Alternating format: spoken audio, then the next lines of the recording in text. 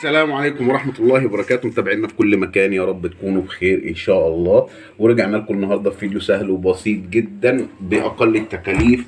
عملنا الكمية دي كلها زي ما انتم شايفين. عايزين تقولوا عليها منين مفيش مشكلة، عايزين تقولوا عليها قراقيش مفيش منها مشكلة خالص. طبعا دي بتنفع في الفطار، ولو في وسط اليوم حبينا كده ننقنق ولا أي حاجة ممكن برضو المنين او القراقيش بتاعتنا دي مع الشاي بلبن. وبرضو بالليل لو حبينا كده في السهرة شوية شاي بلبن مع شوية القراقيش او شوية المنين دول باقل التكاليف. عملنا الكميه دي كلها. طبعا عايزين تعرفوا الشيف ابراهيم حسن عمل ازاي كميه القراقيش او كميه المنين اللي هو بالعجوه ده. يا ريت تتابعونا في الفيديو، وما تنسوناش في اللايك والشير والاشتراك في القناه. ويلا بينا على الفيديو بتاعنا بسرعه عشان نشوفوا الطريقه ونشوفوا الوصفه السهله دي جدا. المقادير بتاعتنا يا جماعه بسم الله الرحمن الرحيم زي ما هي قدامكم كده.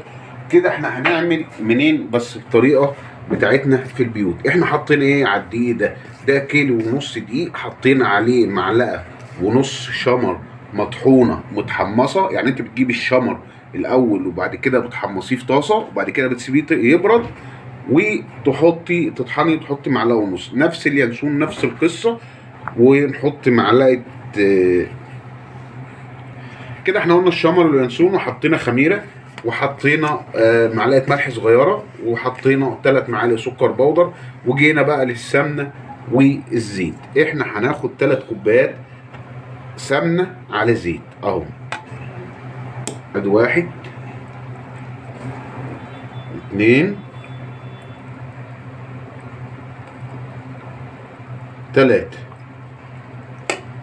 وهنزود بقيه الكوبايه دي زيت.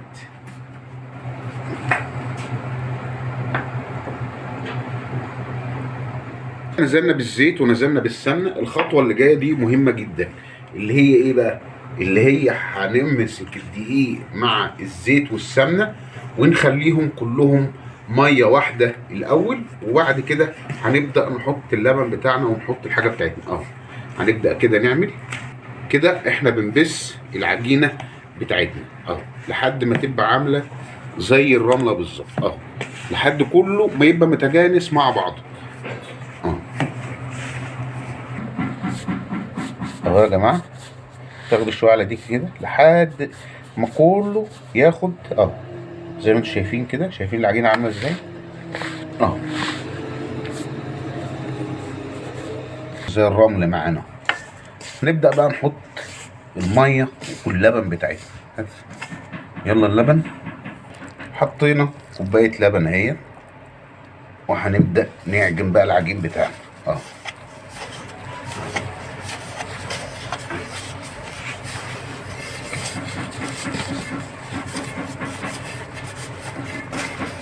نحط كوبايه ميه كمان اهو.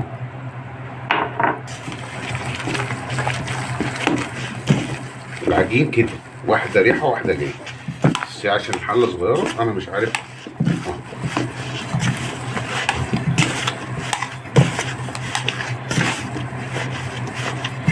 نجيب كمان كوبايه ميه.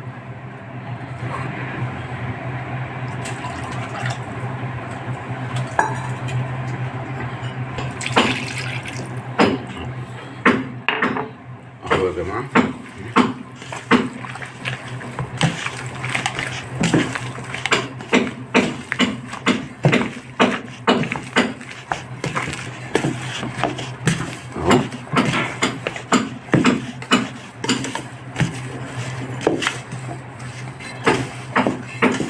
زي ما انتم شايفين العجينه الرايقه الجميله بتاعتنا اهي.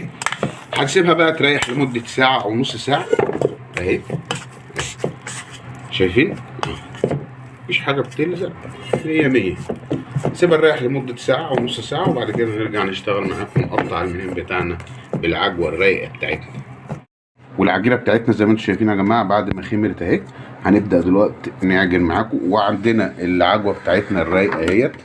ده طبعا كيلو عجوه كان فيه البلح بتاعه، احنا حطيناه على النار مع شويه لبن.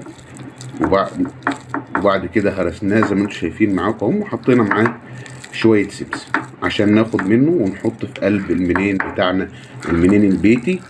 وهنشوفوا الكميه الكيلو ونص هتعمل معانا قد ايه. ونرجع لكم. هنبدأ دلوقتي نقطع ونفرد معاكم،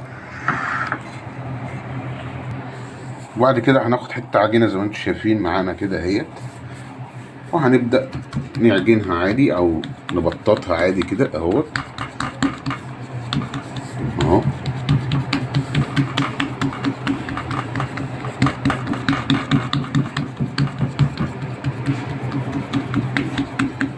ونحط بقى العجوة بتاعتنا الجميلة الرايقة ديت اهو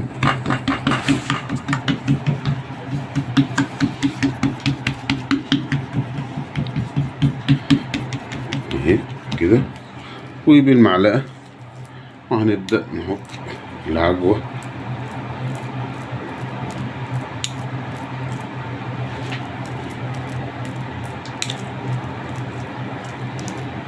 نسحب على قد ما نقدر اهو، لان العجوه دي بتبقى مسكره زياده عن اللازم. احنا بنخليه برضو منه عجوه ومنه ما يجزحش نفسنا واحنا بناكل منه يا جماعه. هناخد كده ونقفل اهو نقفل معاكم زي كده اهو، عشان برضو عشان العجوة بتاعتنا تتوزع في كل الاتجاهات اهو. نبرم برمة خفيفة اهو. عايزين بقى نعمله حلقات اساور، يعني مثلا ممكن نعمل اساور. عايزين نخليه مبطط زي ما هو كده اهو،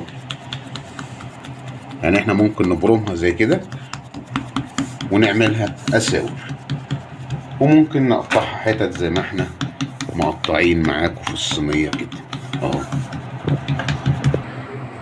اهو زي ما انتم شايفين كده. بنبدا نقطع. لو عندك قطاعه او عجله بيتزا ممكن تقطعي بيها برضه. مفيش عجله بيتزا يبقى بالسكينه بتاعتي. احنا هنعمل معاكم الشكلين، هنعمل معاكم الشكل اللي هو المبطط او اللي هو الصوابع ده، وهنعمل الشكل التاني اللي هو الاساور اهو اهو اهو. ونبدأ نجيب الصينية بتاعتنا الجميلة، الصينية الرايقة، ونبدأ نرص فيها زي كده. وقبل ما ندخله الفرن هنعوص الفرشة بتاعتنا لبن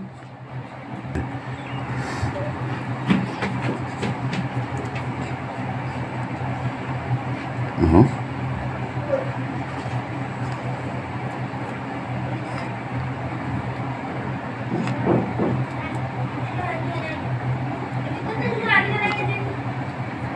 اهو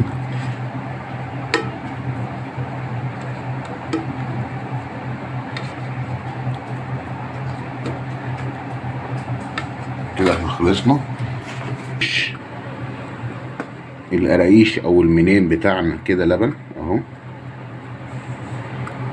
اهو. وهنرش شوية سمسم خفاف. الشكل بتاعنا يطلع في الاخر ان شاء الله يطلع تحفة بإذن الله اه.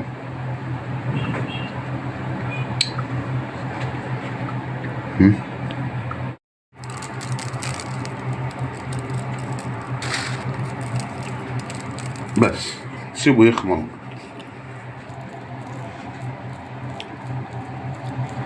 اهو كده. هنعمل الشكل اللي هو التاني اللي هو الاساور اهو.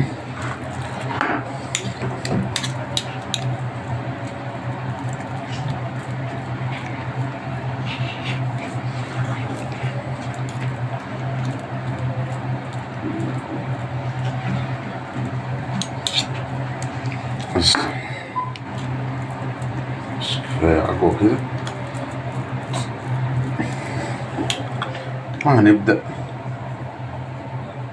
وكده هنبدأ نقفل العجينة بتاعتنا الجميلة الرايقة اهو اهو. وهنبدأ نبرم كده. هنحطينا الحشو بتاعنا اهو. نطولها شوية عشان دي هنعملها اساور نقطع بالسكينة كده، ناخد الرول بتاعنا اهو،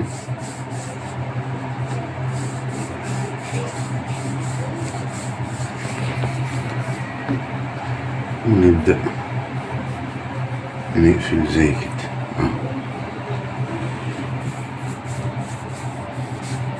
اهو.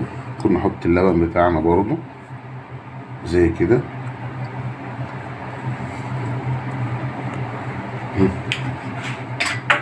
ونبدأ نقطع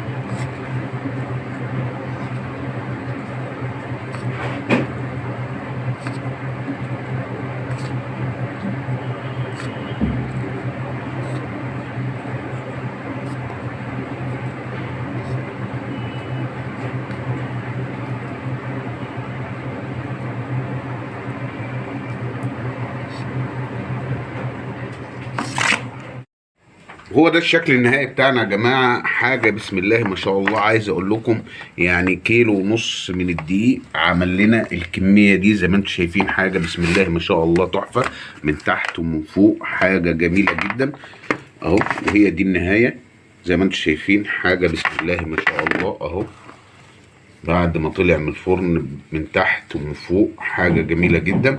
طبعا في نهايه الفيديو يا جماعه بنقول لكم ما تنسوناش في اللايك والشير والاشتراك في القناه، وتفعلوا زر الجرس.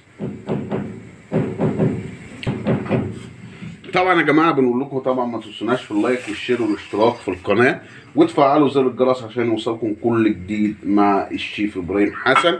والسلام عليكم ورحمه الله وبركاته، في لقاء اخر ان شاء الله.